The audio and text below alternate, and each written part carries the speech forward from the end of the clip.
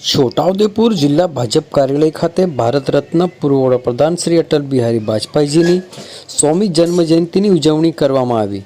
25મી December Bharat Ratna પૂર્વ વડાપ્રધાન શ્રી અટલ બિહારી વાજપેયીજીની જન્મજયંતિ। આ દિવસને સમગ્ર દેશમાં સુશાસન દિવસ તરીકે ઉજવવામાં આવે છે। છોટાઉદેપુર ભારતીય જનતા પાર્ટી દ્વારા જિલ્લા ભાજપ કાર્યાલય ખાતે સ્વર્ગસ્થ અટલ બિહારી વાજપેયીની 100મી જન્મજયંતિ નિમિત્તે સુશાસન દિવસ તરીકે ઉજવવામાં આવ્યો।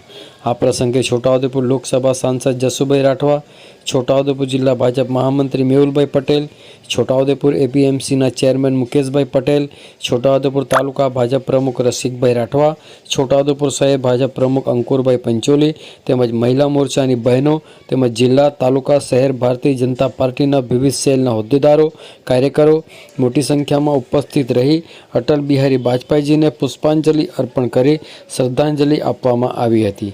आओ सांभळीए आ अंगे छोटाउदेपुर जिला भाजप महामंत्री मेहुलभाई पटेल શું કહી રહ્યા છે, સાંભળો તેઓના મુખે।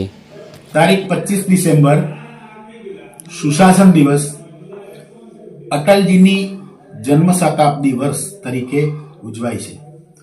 આજે ભારત રત્ન પૂર્વ વડાપ્રધાન શ્રદ્ધેય શ્રી અટલ બિહારી વાજપેયીજીની 100મી જન્મ જયંતિ ઉજવી રહ્યા છે।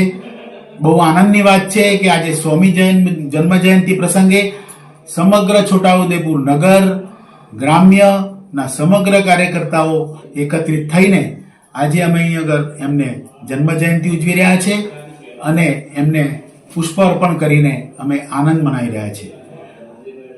આ ભારતીય જનતા પાર્ટીના જે સમગ્ર વાર્ષિક 6 કાર્યક્રમો છે એમાંનો આ ખૂબ જ અગત્યનો કાર્યક્રમ છે અને આ કાર્યક્રમ અમે બહુ જ આનંદ અને ઉત્સાહથી ઉજવી રહ્યા છીએ।